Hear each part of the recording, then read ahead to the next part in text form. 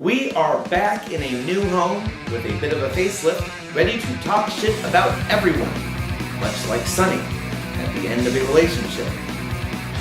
Let's lock up.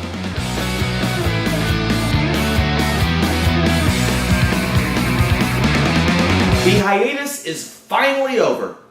Ladies and gentlemen, did you miss us? Welcome to Headlock'd. My name is Noah Waterman. This is the show where we take everything you loved about the past week in wrestling, work through the painful bits, like Randy Orton in South Africa, and try to piece together what's next. So, Ricardo's back. After binging on too much Stacker 2, Ricardo Rodriguez returns from his 30-day suspension to a long and healthy stay with the WWE.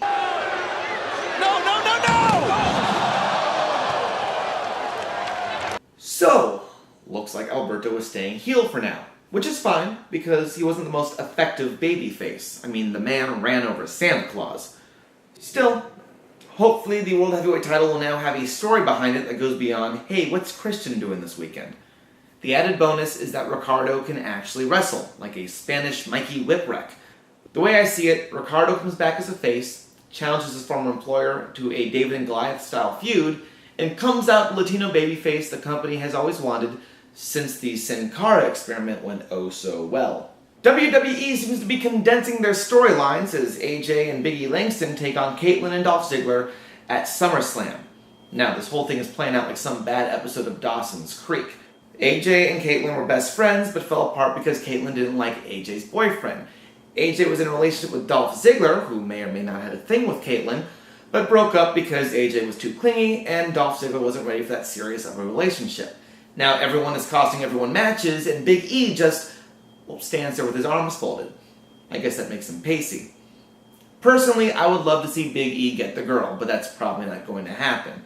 The way I see it, Caitlyn and Dolph will be shoehorned into some sort of romance angle, which will really drive AJ nuts. Big E will leave to go on his own, leaving poor AJ by herself, sad and lonely.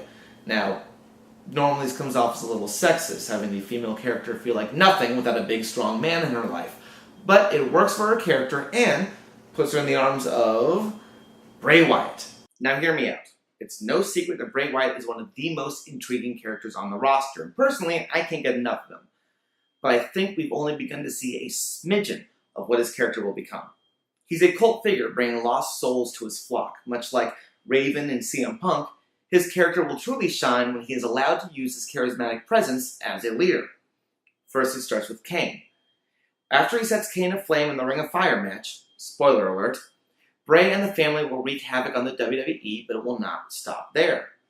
Poor AJ, feeling all sad and alone in the world, will be brought into the Wyatt family, giving her something she's always wanted, a sense of belonging and love. She becomes the first lady of the Wyatt family, dismantling the women's division and spreading the gospel of Bray Wyatt's sick, twisted message. Add in a forsaken Ricardo Rodriguez, a man who was beaten and abused by his best friend, the only friend he had in the WWE, and what do you get? That is right, Monster Faction. Corporate Ministry meets Deliverance meets Magnum PI. They go ahead and wreak havoc on the WWE, dismantling it from the inside out until Daniel Bryan, a newly face-turned-shield, Sami Zayn as El Generico Mask, and fuck it, Sarah Del Rey join forces, culminating in the most NXT meets ROH match at WrestleMania. Good night, I am done.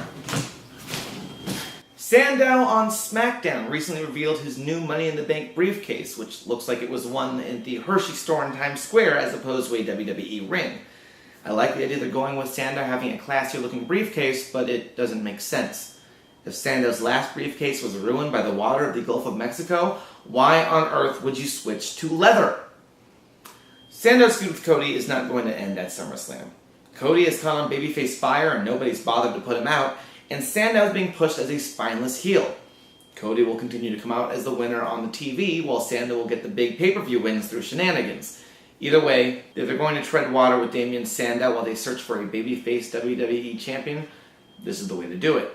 While the corporate dragon didn't quite take flight as Mr. McMahon hoped, it damn sure was entertaining. Daniel Bryan came off as a potential champion of the people. Vince was pushed as the evil Mr. McMahon we all love to hate. And John Cena retaliated with some comments that actually made sense. I think we can expect to see one more face-to-face confrontation between these two stars before their match at SummerSlam. Vince will interject himself in a way that makes sense, Triple H and Stephanie will interject themselves in a way that doesn't, and we'll get one more Total Divas tie-in with the Bella Twins, just for good measure. Good news is, it won't get in the way of the importance of these two sharing the mic. And speaking of their talking points, Daniel Bryan's comments come off as a little short-sighted. Daniel, you can't make John Cena the bad guy for saying he wouldn't wrestle on the Independents if he got fired. Not only are you downplaying the importance of the title you are trying to win, but the two of you are in very different situations. It's like comparing apples to apples, when one of those apples is what you think of when you think of apples, and the other apple is filled with barbed wire death matches and shady promoters. John Cena isn't saying he wouldn't wrestle for the lower levels just because he's got an elevator that goes from his bedroom to his closet. It's because he's been to the top and doesn't see the need to get back down due to a misplaced sense of pride. John Cena wouldn't wrestle for any other company, but it's not because he doesn't love wrestling. He loves wrestling. Maybe not in a marriage kind of way, but at least enough to buy a new car.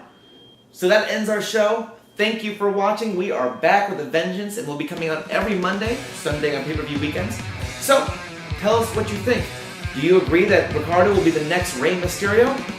Do you wish that I returned my Internet Wrestling Community Club card for disagreeing with Daniel Bryan? Tell us in the comments below.